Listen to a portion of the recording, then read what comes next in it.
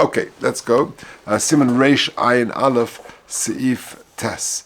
Tzarich shetziyeh mapa al hashulchan tachas hapas u'mapa acheres perusa al gabov. So you need to have a covering underneath the challah and a cover on top of the challah.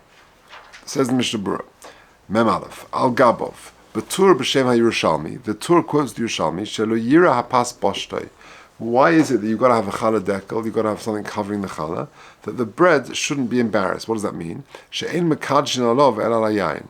Really, we make kiddush on wine. But all in other situations, there is a hierarchy of brachas. You have hamotzi, you have mezonos, and then you have wine. But all of a sudden on Friday night, you come onto the table, and all of a sudden Berberek often comes there first.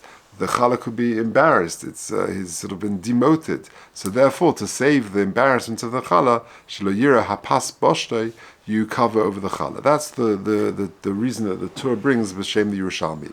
Ulofizeh, in mekadesh al hapas, ein tzorich lechas alav mapo. In other words, what's a nafkamina? A nafkamina would be a person who makes kiddush over bread. And that you can do if you haven't got any wine. Some people are noig like that, or whatever, for whatever reason.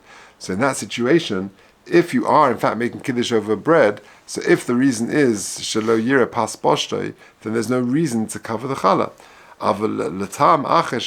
However, there is another reason that the Torah writes shehu zeicher lamon. Another reason why we cover the challah is zeicher lamon shoye munach bekufsa. When it was Deliveroo came and delivered them on, it was sort of put in a box, tal lamala v'tal lamata. So you had a covering on top and underneath. And therefore, and therefore, according to that reason, where you're making kiddush on bread, on challah, then you still need to cover it. So that would be an interesting nafkamina between the two. Umashma, the prima godim, shelekol atamim dai b'mekadesh alayayin shemechusa ad achash nizka kiddush. Another issue is, how long do you actually have to keep the challah covered for? So the Prima Godim says that you only, according to this svara, the first reason that the Yerushalmi brings, you only actually have to keep the challah covered until after Kiddush, because once you've made the bracha, then the bread is no longer embarrassed. For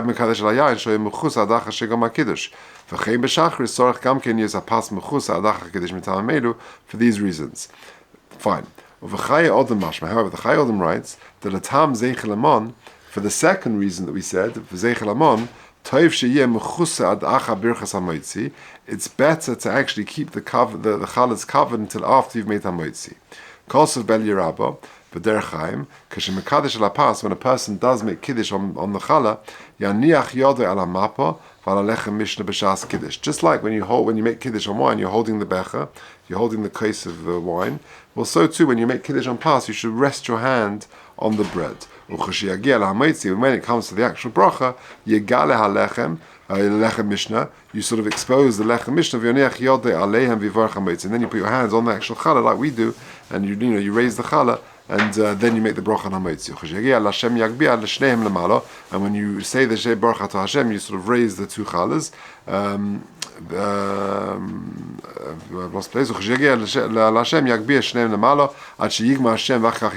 you put them down.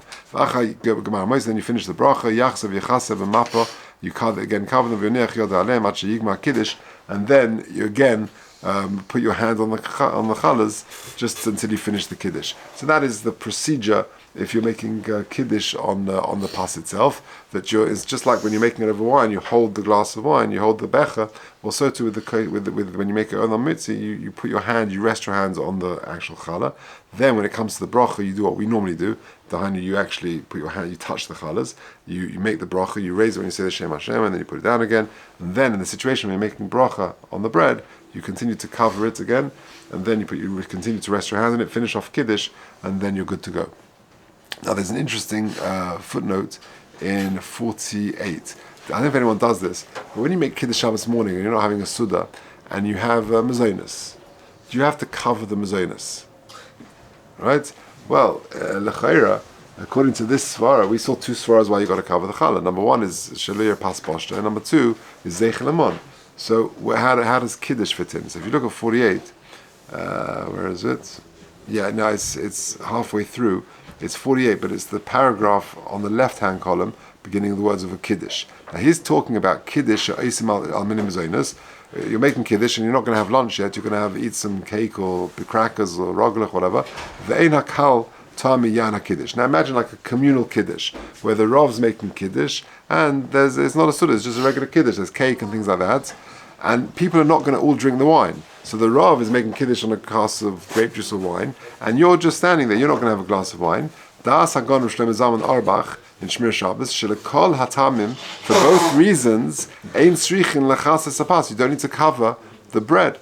Lefi Hatam Shelo Tirei Hapas Ba'ishta Mishum She'en Akal Tamim Mayayin. You're not drinking the wine, so you're not having the sort of the bread pragofen. Your bread pragofen is not really. You're not making a bread pragofen before the mezonos anyway.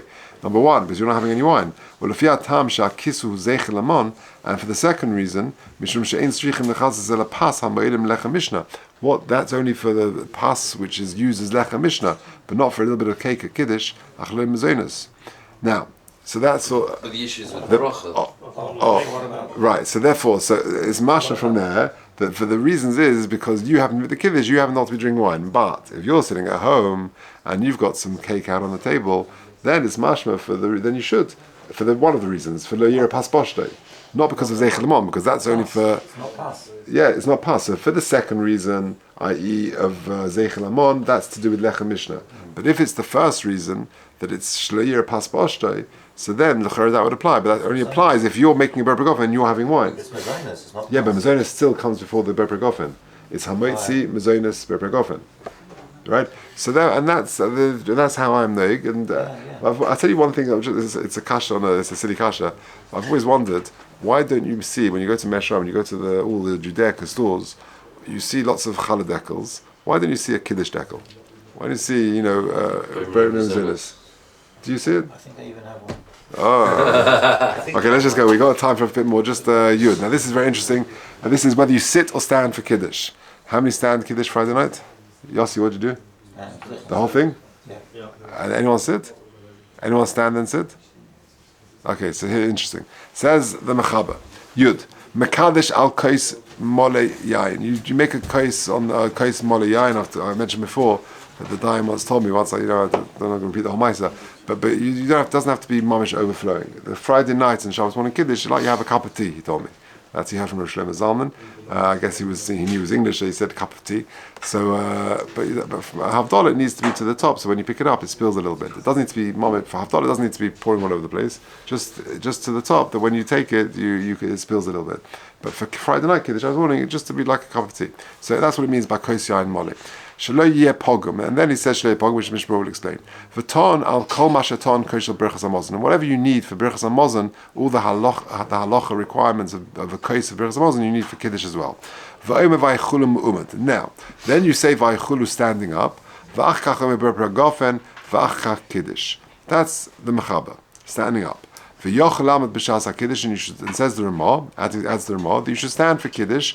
V'yoyse tov leishev, better to sit. We'll see this far as in the Mishnah Berurah. V'nagim leishev, and the minhag is to sit. Ach b'shas she'omer vaychulu. But when you say the words vaychulu, rak she'maskilim oimdim kasas lekavod Hashem.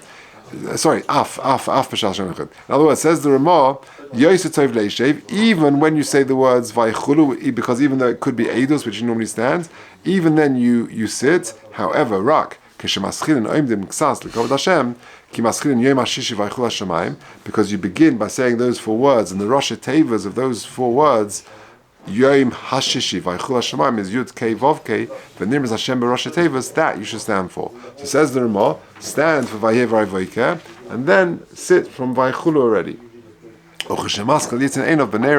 And you should look at the candles when you begin making Kiddush. B'shas HaKiddush, b'koshel bracha, you look at the koshel bracha, v'chein nearly, that's how it appears to me. Ein else in Kuf Pei Gimel Sif Dalet. So it's mashma from the Mechaber, is mashma, that the Mechaber says better to stand. The Ramah says actually better to sit. Okay? And then we're going to see halfway houses. We'll see. I remember one time, very briefly, my in-laws came in for Kiddush, as they often do, and they were schmoozing, and my father-in-law said to me, he goes, it's interesting, last night they ate out with some friends, there were 4 couples, he said, and all 4 couples had different minhag. One guy stood the whole of Kiddush, one guy sat the whole of Kiddush, one guy stood for the first half and then sat, and the 4th guy, who was the balabos, he went to wash before and made Kiddush. So, and I said to him, But I said you've got more in common, you've got more that unites than divides. Why? Because everyone is making Kiddush on a kos, on wine, you're saying the same words. 98% of it is the same, 2% is very different. And I use that as a good example for the boys in school. Sometimes, the Gemara talks about such very random, bizarre cases, because that's how the Gemara works. It talks about cases on the fringe so that you can understand everything in the middle. That's an important Yesod. Okay, anyway, let's do the Mishnah Berurah. Interesting Mishnah Berurah. Al Kos Mole. Says the Mishnah Berurah Membes, the Kos Shel Kiddush V'Havdalah, Hu Bichlal Shar Kos Shel Bracha, V'Tzorach Sheh Mole. And therefore, it's like any other Kos Shel Bracha, it needs to be full. V'Chanal B'Sim Kuf Begimel Seif Beis B'Hagah. V'Im Eina Mole, and if it's not full, and you haven't got a smaller becher to pour into it, so therefore your second smaller becher will be full. Then mutzle kaddish alav kivin sheyesh shir aviz b'hayayin shebesoicher chudumuch lekam b'vasif yudalef. So in other words, that's useful to know. If you haven't got a small becher, and what do you do? Okay, ideally you should have it on a full becher, but if you haven't, you're allowed to make it. As long as the wine or grape juice has got a revius, then you can use that. Sometimes you have such a situation. You haven't got any more grape juice, and you've got a big becher, and if it comes up to half the becher, okay. If you haven't anything else, then that's what you should do. Shaloye pogum. What does that mean? If someone drank from it, pogma, he ruins the wine. Ve'ein lekadish lov, and you can't make kiddush anymore. So someone has a little sip of the wine, you can't make kiddush on that. V'ayin le'el b'sim kuf bebeis sheshom avur proti dinei kois pogum. They're all the details. V'ayin shom b'siv zayin b'shas atchak she'ein lekois acher ve'ein le'etz lesakin kois.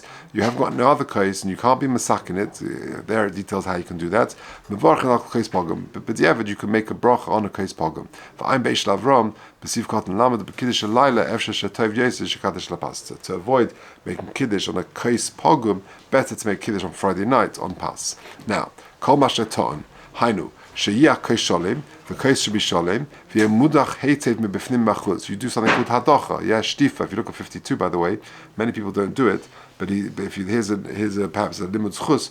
Afim hakois reika ve'ein bashir pas. Even if the kois is empty and there's no sort of remnants of bread and leftovers from last time, kosav le'el shetov ladich. It's still good to be madiach, to just rinse the kois. Ele im kein hutzachav v'nekia, unless it's shining and clean. And that's a good thing to know. Many of our bechers, they're nice, they're polished, they're good to go. So therefore, it doesn't really need hadacha to rinse it beforehand. It's the minhag ha'olam is to do shtifa and to rinse it beforehand. But if it's tzachav v'nekia, it's polished and clean, then you don't really need to. Okay. Then we said you say vaychulu mu'umad. This is the mechaba. The mechaba says you stand for vaychulu. Why? Shehu, it says Mishnah Berurah, shehu edus al brias shemayim v'aretz. You're giving testimony on the creation of the world. For edus ba'in mu'umad, and edus you got to give standing up. For afal pisha amr b'tefillah, even though you've already said vaychulu in davening, chayz v'amr kadei lahotzi bonav b'nei veisei, you're saying it again to be motzi everybody else. V'rekach hevi b'shem medrash. You've got to say vaychulu 3 times on Friday night. Echad b'tefillah in your private Shemona Esra. Ve'echad la'achat tefillah, that the whole tzibur said again afterwards. Ve'echad ala kais, and the 3rd time you do it ala kais. V'kaz v'achronim timshach lem vaychulu b'shas kiddush. For whatever reason you forgot to say vaychulu during kiddush. Oimrei be'emtza sudash ala kais. You said it in the middle over a kais. Now, then the Ramah says, Yosef Tov Leishev, better to sit during Kiddush. Why? The Bechiyah Gavna Mikri Tvei Kiddush Mokum Suda. It's more considered Kiddush Mokum Suda. Kimisha Yosef Mokum Suda, so basically Kiddush. You're sitting at your Mokum Suda at the time of Kiddush. V'chein Hiskim Be'er Hagra B'tam Acher. And he gives another reason, more often than not, when you're making Kiddush, you're being moitzi other people. But in Kviyah Sheikh Yachad, everyone's sitting down together is more of a kviyas that you can be moitzi them. And according to that, therefore, even the shemim need to sit. And ideally you should try and go for that everyone should sit. And this is dafke lechatchila. Most importantly, the people who are being yotze should have in mind to be yotze. Right? That not everyone should be wandering around, all over the place during Kiddush. That's not considered a kviyas. Af b'shas. Now then, the Ramah said that you sit even when you say vaychulu. The Kim Shamru Kva Bebeis HaKnesses Mu'mid Ein Makbid in Shul Zeh. Because you've already said Vayichulu in Shul, that was your Eidos, and therefore we're not Makbid that this third time you're saying Vayichulu needs to also be standing up. Okay, let's just take a look at 56, which is on the bottom of the next page. This is the Maisa. What do the Gedolim do? Do you sit? Do you stand for Kiddush? The best thing is to do what your father does, the Minhag Avosov. But interestingly, he brings different minhagim of what people did. So in 56, at the bottom there, he says, the minhag is to say Kiddush standing up. Or minhag HaChazon and the Stipler, he says, they did what the Ramah says. That means they would stand for and they would sit from Vayichulu all the way to the end. That's what they say the name of the Chavetz Chaim, that he did that as well, which is unsurprising because he says that in the Mishnah Berurah. The Grach and the Griz, Reb Chaim and the Briskerov. Me'idach, however, B'shar Shuv Zikros Moshe, Reb Moshe Feinstein, Shlechatchil Sorech Lo Vayichulu B'Amida. He said that ideally, really, you should say Vayichulu standing up. Va'ashar Kiddush B'Yeshiva, and the rest you do B'Yeshiva. Va'ksois HaShulchan Kosov Sheminhag Islam La'amid, their minhag was to stand. V'ual Pisoid, and that is through Kabbalah reasons. K'moshe Kosov B'Shar Kabbalahs. So you've got all different types of permutations. You've got three. The Mechaber seems to say that you stand for the whole time. The Ramos prefers that you just stand for Vayer Vayveka, then you sit for the whole time.